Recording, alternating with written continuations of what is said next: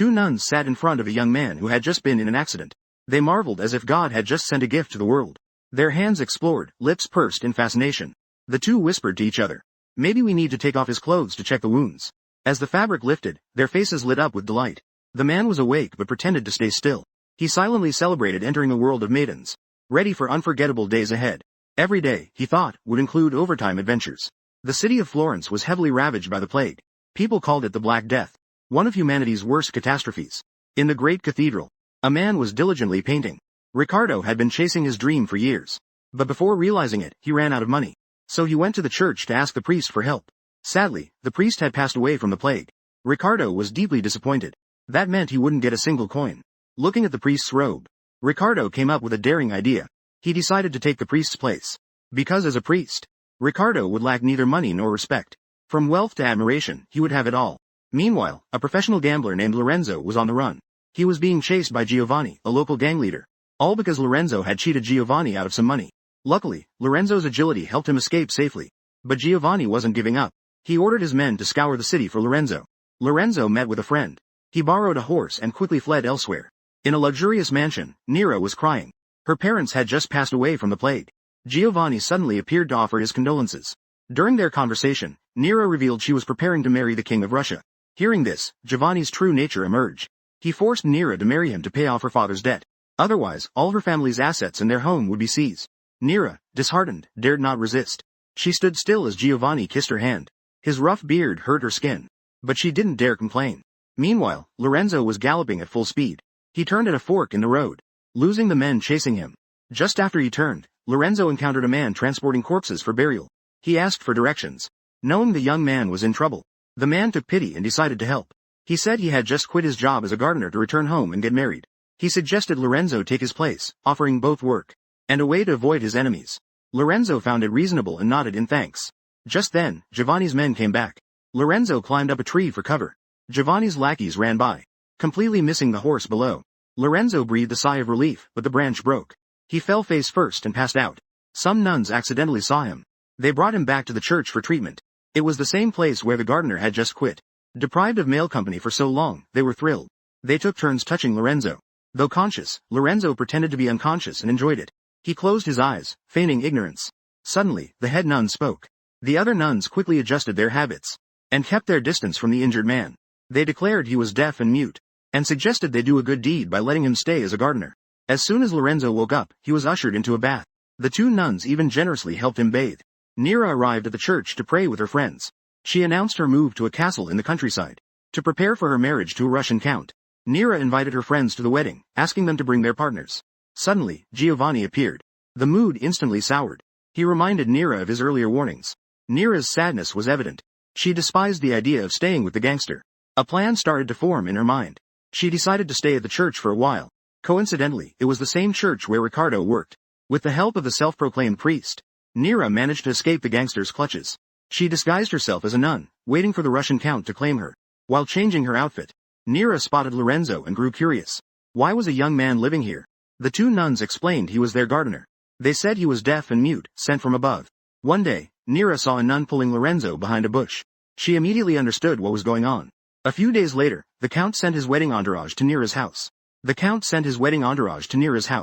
But by now, Giovanni had taken over the place. He even declared that Nera would marry him instead. Helen was furious upon hearing this. She thought the young lady had broken the deal, so she angrily left. At the square, a man appeared, claiming to be Nera's servant.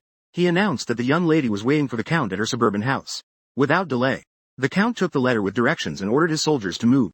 Meanwhile, Lorenzo was still enjoying a king-like life. Despite being a gardener, nuns brought hot water to his room for baths. When Nera saw this, she was quite shocked. She quickly spoke up to stop them. The sisters shouldn't do this, she said. If the head nun finds out, there will be punishment. But the two nuns just laughed and said, Nera, you should enjoy it a bit too. They even suggested she was jealous. That's why she seemed so upset. Nera did feel a little jealous. In anger, she poured hot water on Lorenzo's head. Unbeknownst to her, she had started to have feelings for the young gardener. The count was nearing the church when Giovanni's men ambushed him. All his soldiers were killed, but he managed to escape. Nera grew increasingly attracted to Lorenzo. While bringing him food, she blindfolded him and kissed him passionately. But then a servant arrived with news. The count was in a dire situation. Nera decided to visit the head nun. She revealed that Lorenzo was not deaf or mute. It turned out that during an observation, she had seen the gardener humming a song. Nira's goal was to prevent the nuns from getting too close to the man she secretly loved. The head nun was skeptical. She silently approached Lorenzo while he was sleeping. After a few threats, Lorenzo jumped out of bed in fear. In his panic, he spoke a few words. He quickly made a surprised face. God has granted me the miracle of speech. But he was still kicked out of the church. At the same time, the count was wandering on horseback, searching for his bride. Passing by a lake, he saw a girl bathing. She was a guest on her way to Nira's wedding. When the man introduced himself as the count, she didn't hesitate to express her feelings for him. Helen mistook her for the bride-to-be. So the two became quite close. Meanwhile, Lorenzo lay sprawled outside the back door of the convent, sulking. Nira noticed and drove her carriage past him. At first, the young man acted indifferent. But eventually, he had to run after her and ask for a ride.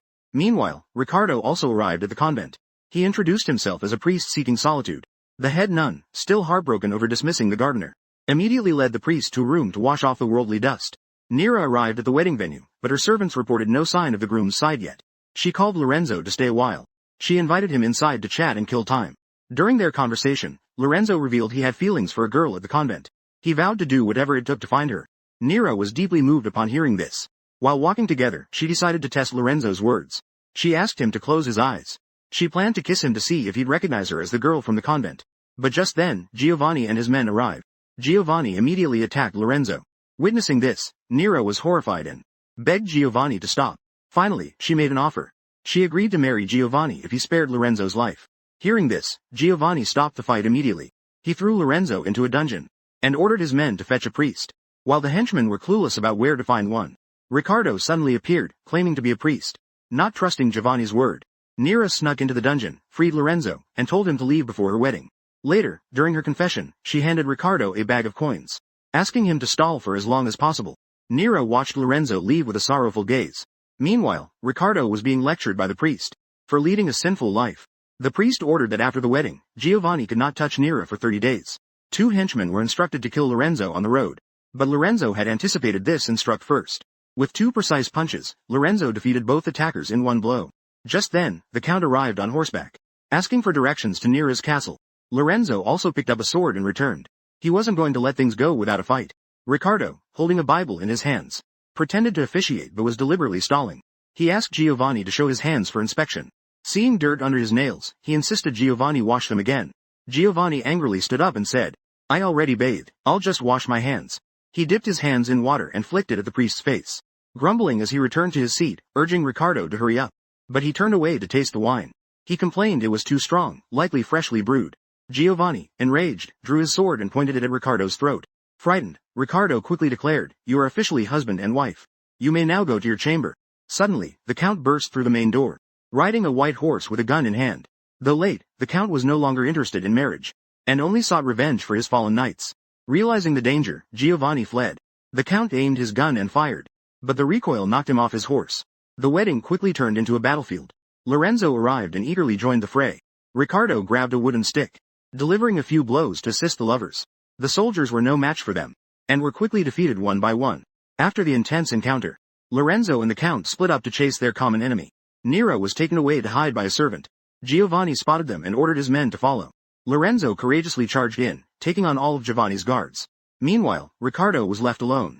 The count unexpectedly ambushed Giovanni. The count's lengthy speech gave Giovanni a chance to counterattack.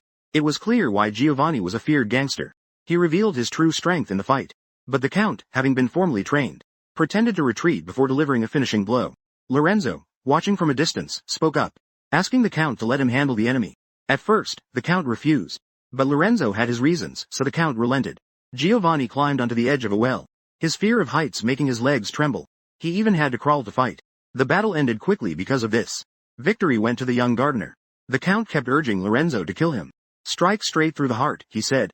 But Lorenzo gave Giovanni a chance by pushing him into the deep well. Ricardo then told Nira he wasn't really a priest, so she wasn't actually married. Nira was overjoyed to hear this.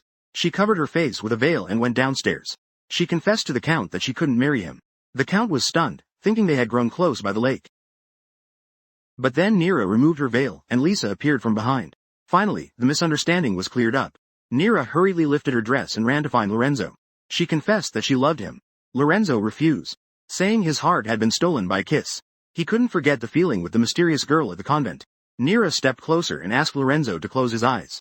She gently kissed him on the lips. Lorenzo smiled happily, realizing it was her. Applause erupted from those present. Ricardo threw flowers in celebration. He declared it was the most romantic moment he had ever witnessed. A satisfied smile spread across his face. With the matter settled, the priest had to return to the nuns. That's all for today's story. See you all in the next video. If you enjoyed this, please give me a like and subscribe to the channel. Thank you and goodbye.